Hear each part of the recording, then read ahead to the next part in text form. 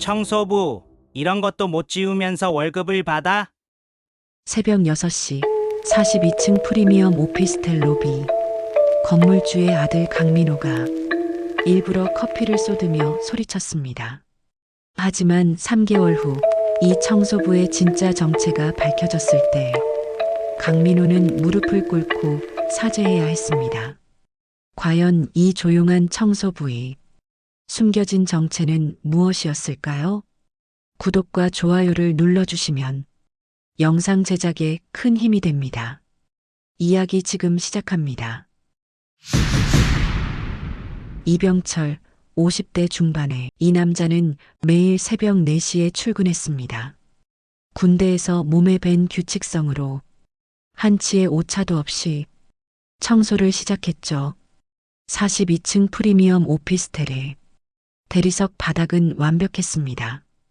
모서리 하나까지 빠짐없이 마치 수술실처럼 깨끗하게 닦아냈거든요. 경비실의 오래된 벽시계가 딸깍거리는 소리를 세며 걸레가 바닥을 스치는 소리는 낮게 깔린 현악처럼 조용했습니다. 그런데 건물주 아들 강민호가 나타나는 순간 평화는 깨졌습니다. 야!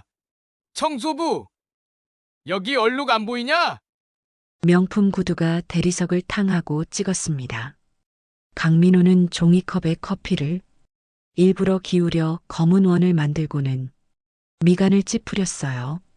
이런 것도 못 지우면서 월급을 받아? 나였으면 진작 잘났어. 이병철은 말없이 허리를 굽혀 얼룩의 가장자리부터 조심스레 문질렀습니다.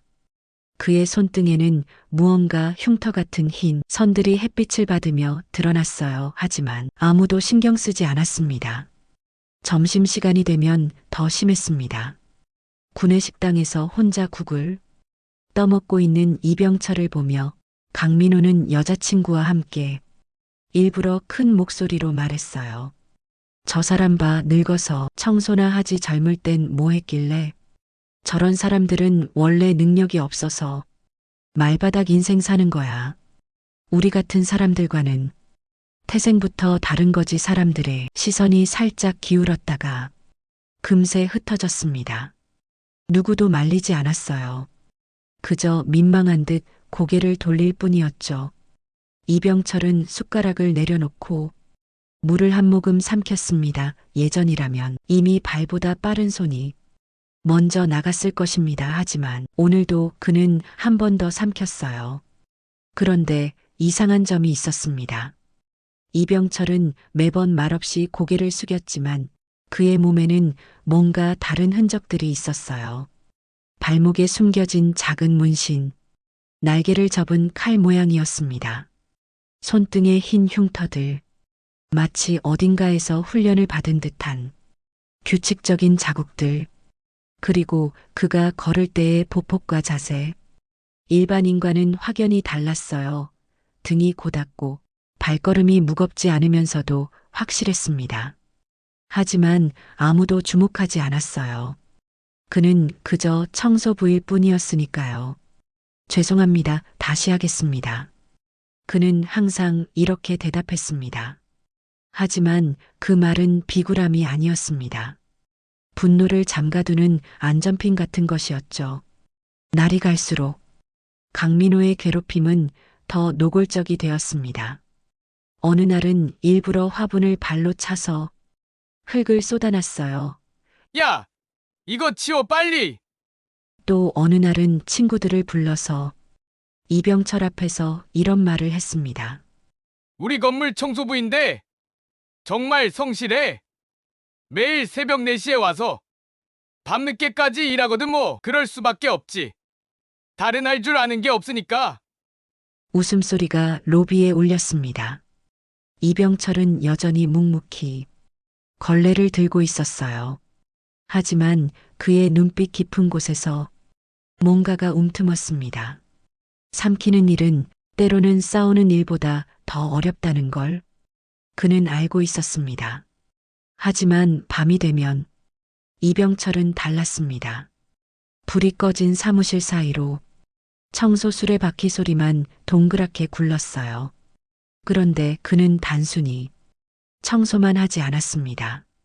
귀를 기울이고 눈을 세우고 무언가를 관찰하고 있었어요. 마치 최전선의 정찰병처럼. 그런데 이상했습니다. 이 청소부 뭔가 달랐어요. 밤늦게 건물에 남아있던 어느 날 이병철은 맞은편 끝방에서 낫지 않은 목소리를 들었습니다. 내일 계약서 원본 바꿔서 넘겨. 임대인들 몰라.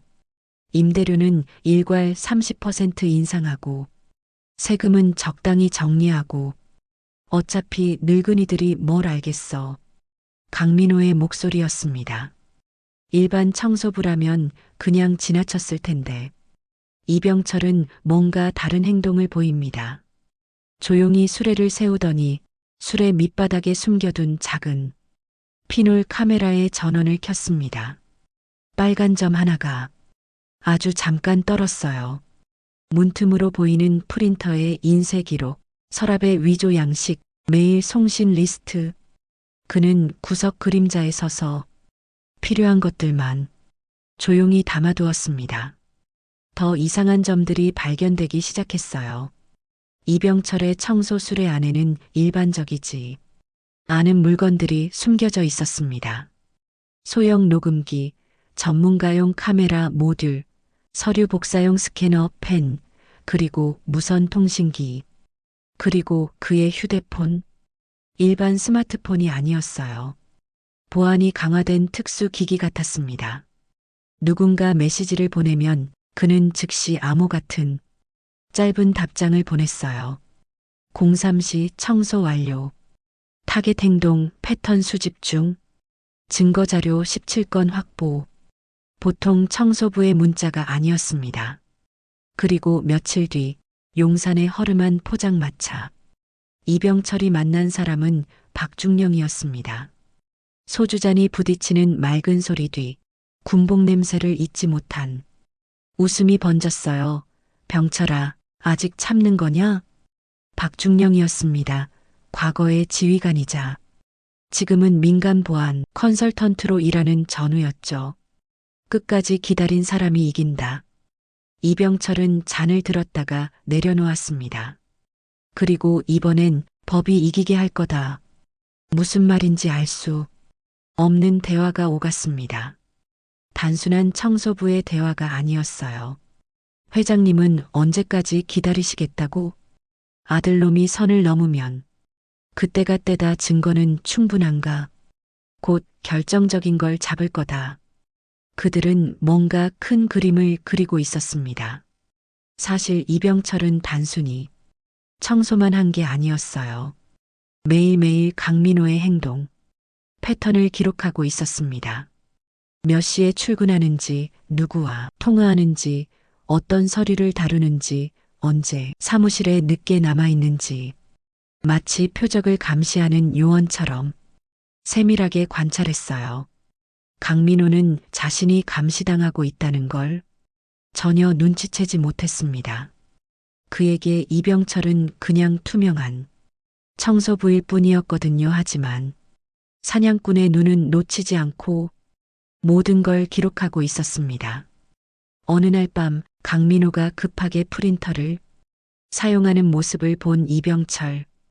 그는 다음 날 새벽 그 프린터에 접근했습니다. 일반 청소부라면 불가능한 일이 벌어졌어요. 프린터의 메모리를 해킹해서 전날 밤 인쇄된 문서의 로그를 추출해냈습니다. 심지어 삭제된 파일까지 복구해냈어요. 그리고 그 문서들은 모두 임대료 조작과 관련된 위조 서류들이었습니다. 이병철은 조용히 미소를 지었어요. 걸렸다. 어느 날부터 강민호 옆에 세련된 여자가 나타났어요. 윤지수라는 이름의 아름다운 여성이었습니다. 겉보기엔 강민호의 새 여자친구 같았어요. 명품 원피스를 입고 우아한 미소를 지으며 사람들의 부러운 시선을 받았죠. 하지만 뭔가 이상했습니다. 화장실에서 그녀가 립스틱을 바르는 모습을 본 사람이 있었을까요?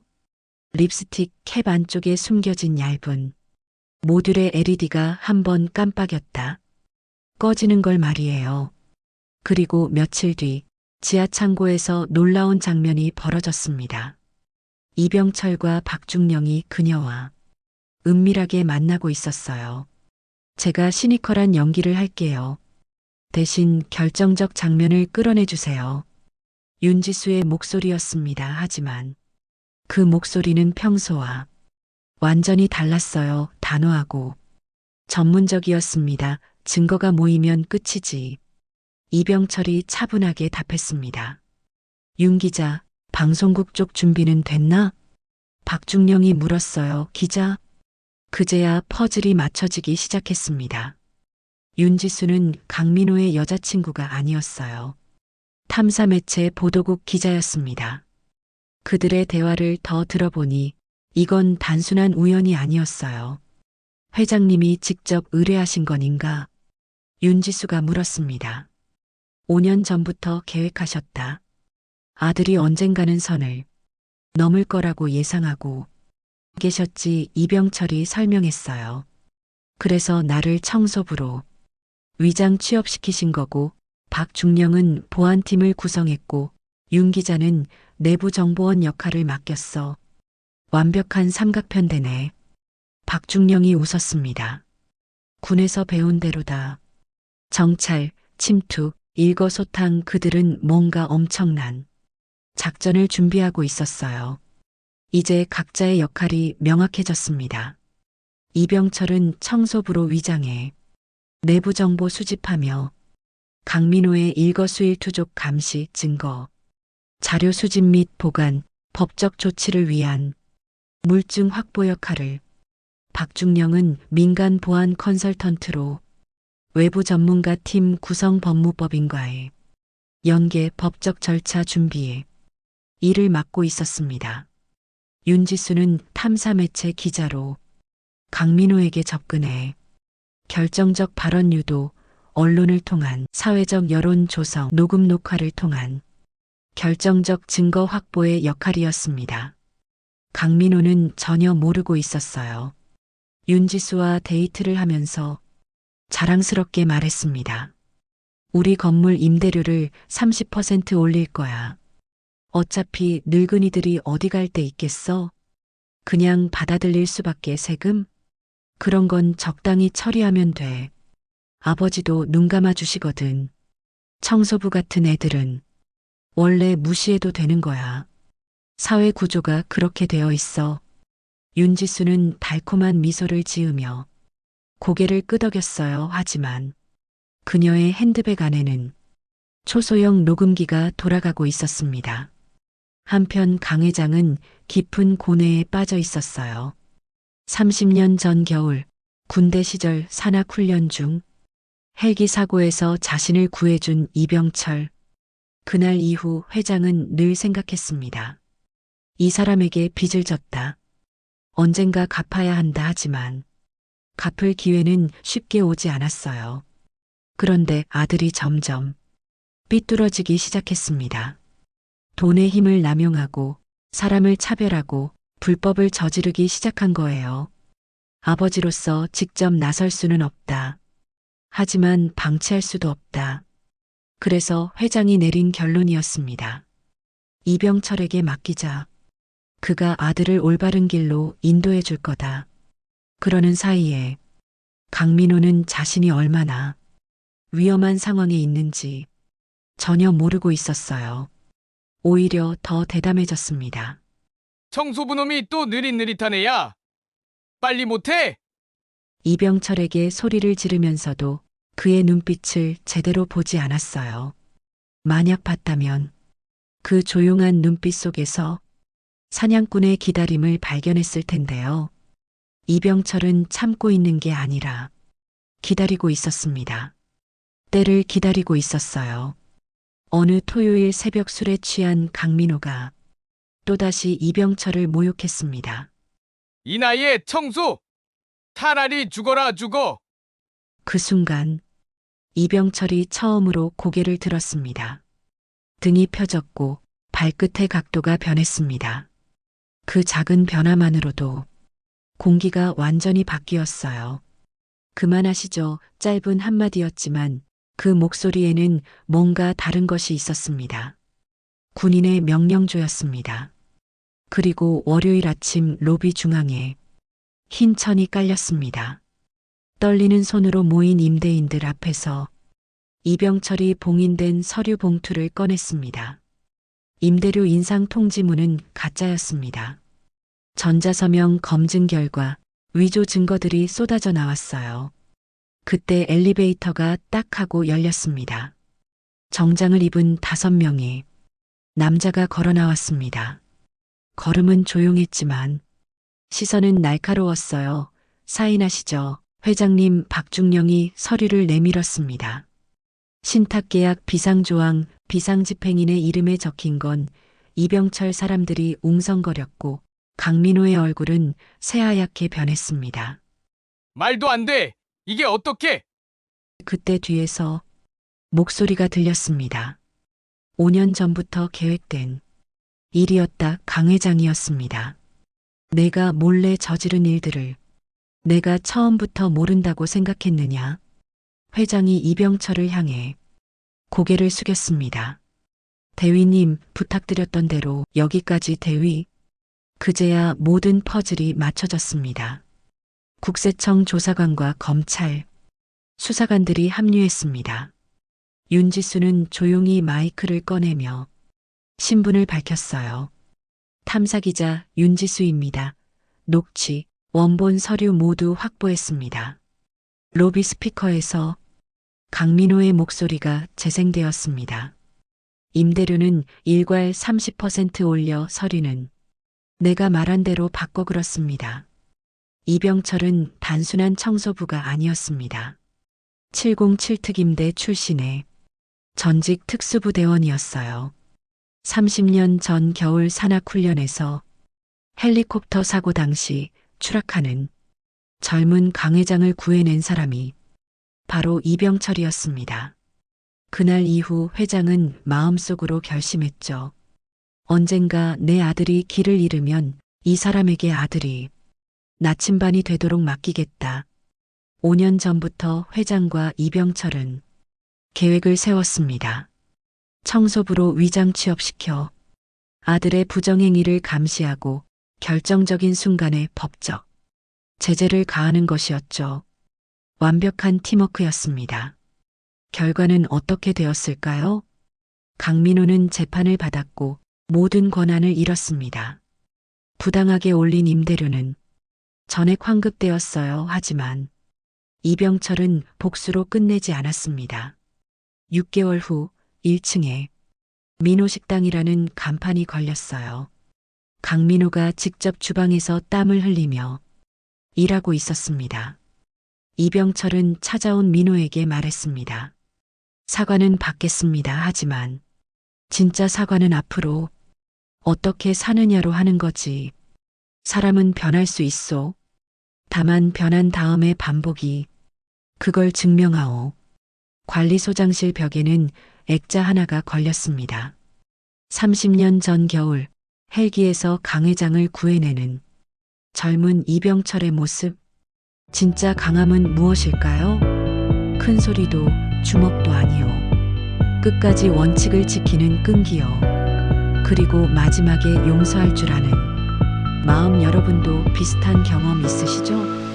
회사에서, 학교에서, 일상에서 누군가를 겉모습만 보고 판단했다가 후회한 적 말이에요. 세상에는 이런 이야기들이 정말 많습니다. 이병철처럼 묵묵히 제자리를 지키며 진짜 실력으로 세상을 바꾸는 사람들이 있어요. 큰 소리 내지 않고도 큰 변화를 만드는 사람들. 복수보다는 용서를, 분노보다는 원칙을 택하는 사람들. 당신 주변에도 이런 사람이 있지 않나요? 아니면 당신이 그런 사람이 되어보는 건 어떨까요? 진정한 강자는 조용합니다. 하지만 그 조용함이 세상을 바꿉니다. 이 이야기가 마음에 드셨다면 댓글로 비슷한 경험을 공유해주세요. 구독과 좋아요는 영상 제작에 큰 힘이 됩니다.